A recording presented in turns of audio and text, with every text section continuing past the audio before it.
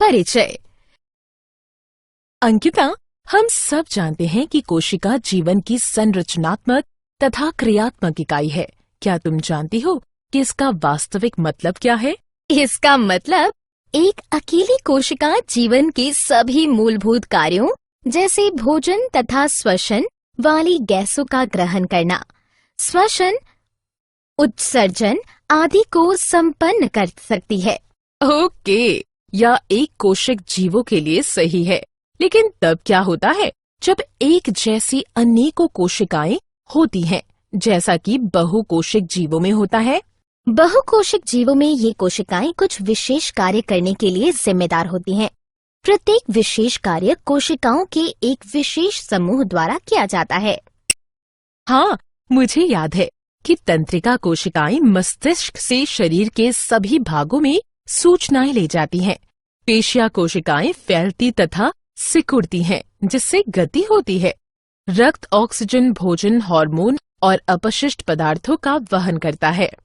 पौधे भी सजीव होते हैं तथा जाइलम एवं फ्लोएम कोशिकाएं जल तथा भोजन को एक भाग से दूसरे भाग तक ले जाते हैं। बहुकोशिक जीवों में श्रम विभाजन पाया जाता है, लेकिन मुझे इस शब्द का मतलब अच्छी तरह नहीं पता। श्रम विभाजन का अर्थ है शरीर में एक निश्चित स्थान पर पाई जाने वाली कोशिकाओं के समूह द्वारा एक विशेष कार्य करना। ऐसी कोशिकाओं के समूह को ऊतक कहते हैं, जो कि इस प्रकार से स्थित तथा व्यवस्थित होते हैं जिससे कि वे विशेष कार्य को कर सकें। इस प्रकार हम ऊतक को इस प्रकार भी परिभाषित कर सकते हैं कि ऊतक ऐसी कोशिकाओं का एक समूह है जो कि संरचना में समान होती है तथा एक साथ मिलकर एक विशिष्ट कार्य को संपन्न करती है। उदाहरण, तंत्रिका कोशिका। उद्देश्य। इस पाठ के अंत में आप निम्न करने में सक्षम हो जाएंगे: ऊतक को परिभाषित करना, ऊतक के प्रकारों को पहचानना, पादप तथा जंतु ऊतकों में अंतर को जानना, पादप ऊतकों को जानना, पादप ऊतकों के प्रकारों को जानना, विभज्योतक के गुणों को पहचानना, विभज्योतक के प्रकारों को जानना, विभज्योतक के कार्यों को जानना, स्थायी ऊतक के गुणों को पहचानना, स्थायी ऊतक के प्रकारों को जानना, स्थायी ऊतक के कार्यों को जानना।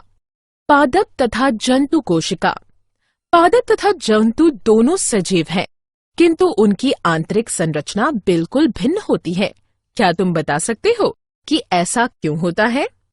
मैं एक मुख्य अंतर ये जानती हूँ कि पौधे स्वपोषी होते हैं, अर्थात वे हरित लवक यानी क्लोरोप्लास्ट की सहायता से सूर्य के प्रकाश, कार्बन डाइऑक्साइड तथा जल की उपस्थिति में अपना भोजन स्वयं बना सकते हैं।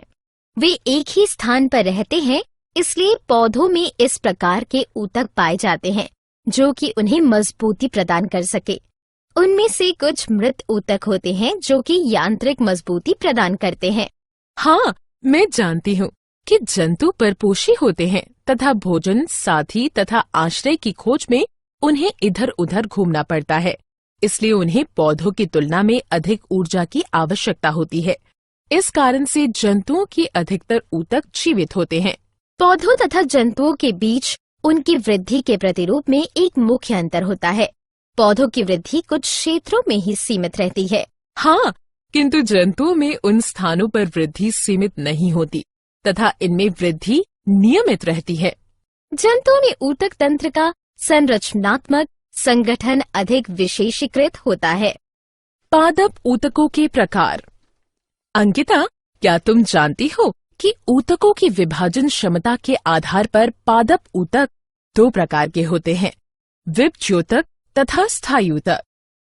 ऐसे ऊतक जो कि लगातार विभाजित होते हैं तथा पौधों की लंबाई तथा परिधि में वृद्धि में सहायक होते हैं, उन्हें विभज्योतक कहते हैं। ये केवल पौधे की वृद्धि वाले क्षेत्रों में ही पाए जाते हैं।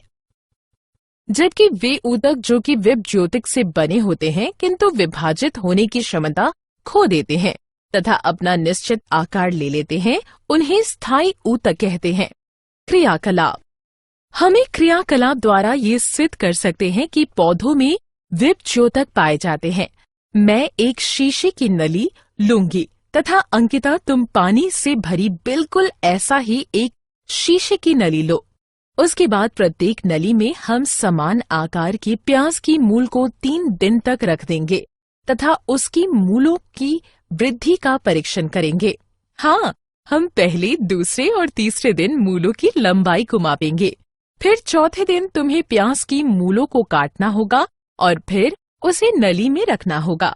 5वें दिन फिर हम मूल की लंबाई मापेंगे। 5वें दिन हम मापेंगे, मेरे वाले नली की मूलों की वृद्धि रुक गई है। हाँ, ये क्रियाकलाप सिद्ध करता है कि पौधों में वृद्धि कुछ निश्चित क्षेत्रों में ही पाई जाती है, क्योंकि इन क्षेत्रों में विभाजित होने वाले ऊतक अर्थात विभज्योतक पाए जाते हैं। विभज्योतकों के गुण। विभज्योतक पतली भित्ति जीवित कोशिकाओं वाले अति सक्रिय ऊतक होते हैं। उनकी कोशिका भित्ति सेल्यूलोज की बनी होती है। ये आकृति में अंडाकार, गोल अथवा बहुभुजी होते हैं। इनका कोशिका द्रव्य सघन होता है। रसधानी छोटी होती है, केंद्रक प्रधान होता है। ये जीवन पर्यंत विभाजित होते हैं, इसलिए वृद्धि में सहायक होते हैं। विभज्योतकों के प्रकार। विभज्योतक की उपस्थिति वाले क्षेत्रों के आधार पर इन्हें शीर्षस्थ, पार्श्वीय तथा अंतर्विष्ट भागों से वर्गीकृत किया गया है। जड़ों तथा तनों की वृद्धि वाले भाग में पाए जाने वाले ऊतक शीर्षस्थ विभज्योतक कहलाते हैं। जड़ों तथा तनों से पार्श्वीय हिस्सों अर्थात परिधि में पाए जाने वाले ऊतक पार्श्वीय विभज्योतक कहलाते हैं। तनों के पर्वों के निचले भाग में पाए जाने वाले ऊतक अंतर्विष्ट विभज्योतक कहलाते हैं। विभज्योतक के कार्य। विभज्योतकों का मुख्य कार्य लगातार नई कोशिकाओं का निर्माण करना है। जड़ों तथा तनों में बढ़ाव के कारण शीर्षस्थ विभज्योतक पौधे की वृद्धि करते हैं।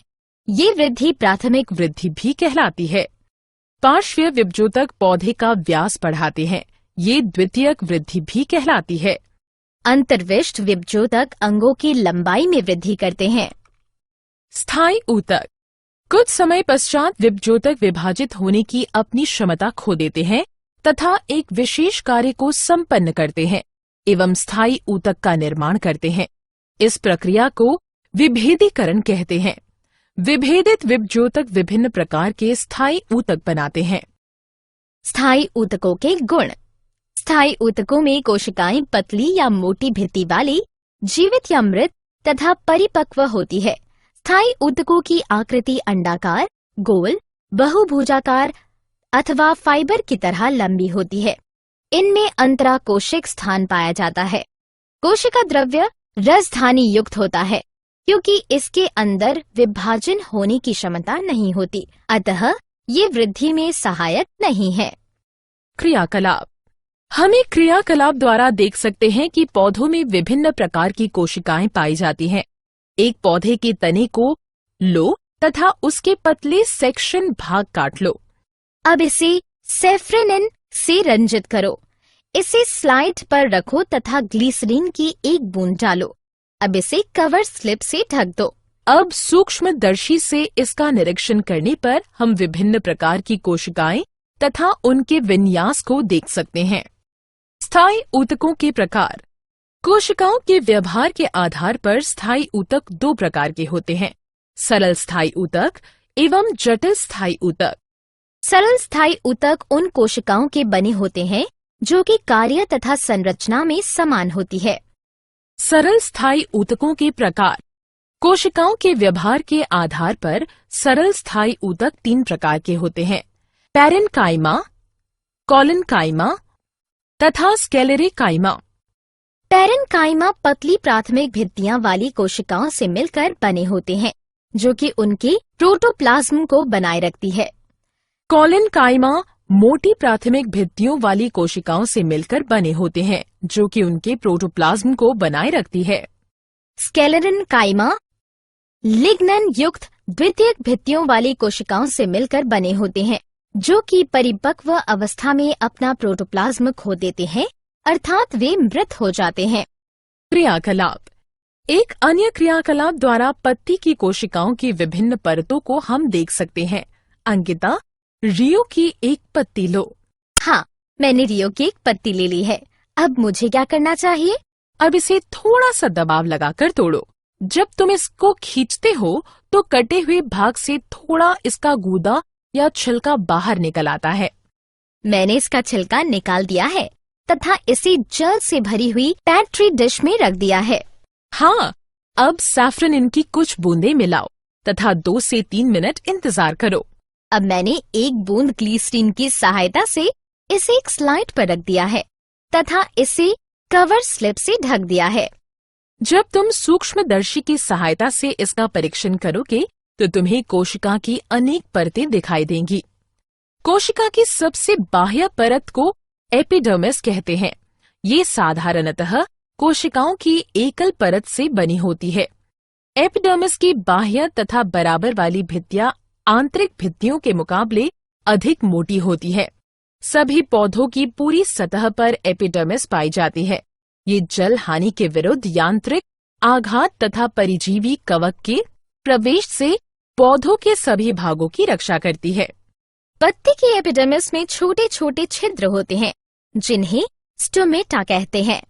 स्टोमेटा के 2 वृक्क के आकार की कोशिकाएं घेरे रहती हैं, जिन्हें रक्षी कोशिकाएं कहते हैं। ये कोशिकाएं वातावरण से गैसों के आदान प्रदान तथा वाष्पोत्सर्जन में सहायक होता है। सरल स्थायी ऊतकों के कार्य।